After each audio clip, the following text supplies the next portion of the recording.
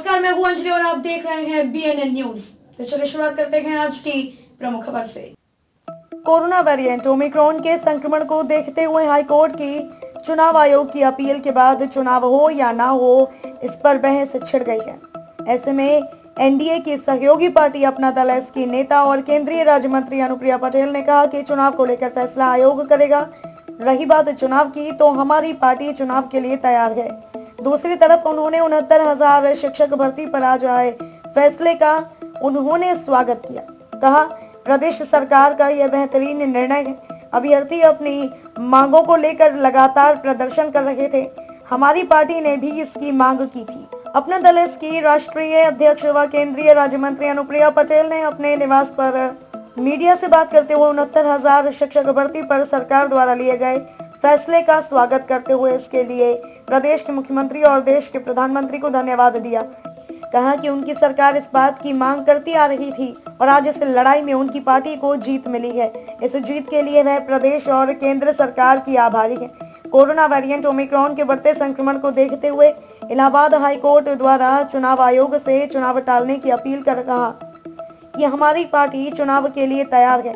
चुनाव आयोग की जिम्मेदारी है और वह जैसा करेगी हम उसका पालन करेंगे। 69,000 शिक्षक भर्ती के जिस प्रकरण में पिछले कई महीनों से लगातार पिछड़ा वर्ग के अभ्यर्थी आंदोलनरत थे, आज उत्तर प्रदेश की सरकार ने उस विषय का समाधान निकालते हुए आदेश पारित किया है और आरक्षण की जो विसंगति हुई थी उसका समाधान किया है। और आज ही से जो हमारे पिछड़ा वर्ग के अभ्यर्थी हैं जो इस विसंगति के कारण प्रभावित हुए थे, उनके भर्ती की प्रक्रिया प्रारंभ कर दी है। मैं उत्तर प्रदेश सरकार के मुखिया माननीय योगी आदित्यनाथ जी को सरकार के इस कदम के लिए मेरी पार्टी अपना दल की ओर से हृदय से अभिनंदन करती हूं और उनको आभार व्यक्त करती हूं, क्योंकि हमारे बहुत सारे पिछड़ा और दलित वर्ग के अभ्यर्थी थे जो इस विसंगति के कारण जिनका भविष्य अंधकार में था, सरकार ने आज उनके साथ न्याय किया है। हम सरकार के बहुत आभारी हैं और माननीय प्रधानमंत्री जी को और माननीय गृह मंत्री जी को भी मैं अपनी पार्टी अपना दल की ओर से विशेष रूप से आभार व्यक्त करना चाहती हूँ, धन्यवाद देना चाहती हूँ, क्योंकि उन्होंने इसमें व्यक्तिगत रूप से रुचि लेकर इस मामले के प्रति पूरी संवेदनशीलता दिखाते हुए पिछड़ा वर्ग के आंदोलनरत अभ्यर्थियों के साथ न्याय किया है। कितना संघर्ष करना पड़ा आपको इसके लिए? देखिए, मैंने इस विषय को एक लंबे समय से निरंतर, अब 1-1.5 साल हो गया है, मैं निरंतर इस विषय पर बातचीत कर रही थी हमारे सहयोगी दल के शीर्ष नेतृत्व के साथ भी, उत्तर प्रदेश के सरकार के मुखिया के साथ भी, और एक सकारात्मक रुख ही रहा सभी हमारे बीजेपी के टॉप लीडरशिप का भी, और सरकार के शीर्ष स्तर पर भी समय ज़रूर लगा, लेकिन मुझे इस बात की प्रसन्नता है कि सरकार ने इस पूरे विषय के प्रति अपनी संवेदनशीलता दिखाई है और आज इसका समाधान निकालते हुए पिछड़ा वर्ग के अभ्यर्थियों के साथ न्याय किया। बीच में उड़ी थी कि अंदर ही अंदर कुछ चल रहा है अपना दल एस और सरकार के बीच में, तो यही कारण था। इसके बाद पिछड़ा वर्ग आयोग ने भी कही उस विसंगति को दूर किया जाए और उस पूरे मामले का निस्तारण किया जाए। सरकार ने पिछड़ा वर्ग आयोग की जो रिपोर्ट है उसको भी संज्ञान में लिया और महसूस किया। कल आपका प्रोग्राम है?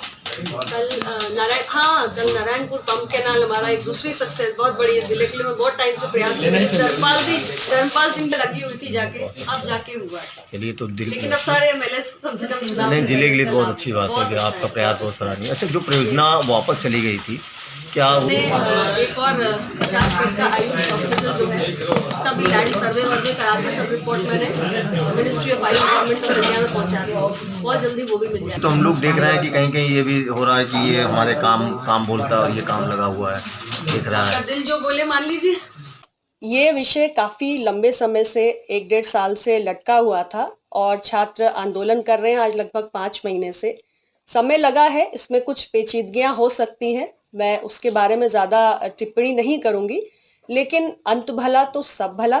सरकार ने इस विषय का निस्तारण किया है। मैं पिछड़ा वर्ग के अभ्यर्थियों को निरंतर इस बात के लिए आश्वस्त भी कर रही थी कि हमारी बातचीत सरकार के स्तर पर हुई है। भारतीय जनता पार्टी का शीर्ष नेतृत्व इस विषय को लेकर गंभीर है और मुझे प्रसन्नता है कि उन्होंने इस मामले को हल किया है।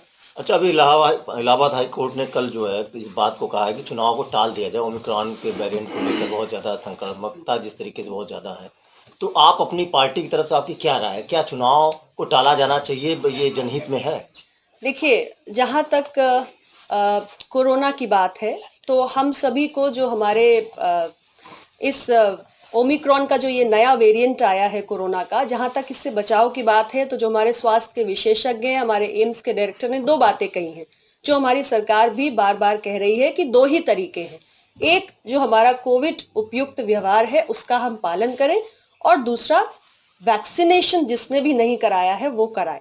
ये ओमिक्रॉन से या किसी भी अगला जो कोई नया वेरिएंट अगर आए तो उससे बचाव के यही तरीके हैं। लेकिन चुनाव करना है नहीं करना है ये चुनाव आयोग ने तय करना है। हमारी पार्टी चुनाव के लिए तैयार है, लेकिन जो ओमिक्रॉन का जिस तरीके से उसके बारे में जो विशेषज्ञों की राय आ रही है कि शायद फरवरी में तीसरी लहर आ सकती है, मुझे लगता है कि ये फैसला चुनाव आयोग ने करना है और हम सब उनके फैसले के अनुरूप काम करेंगे। मैम, छात्रों ने खबरों में अब तक ले बस इतना ही। मिलते हैं फिर ऐसे ही किसी बड़ी खबर के साथ। तब तक के लिए नमस्कार और देखते रहिए BNN न्यूज।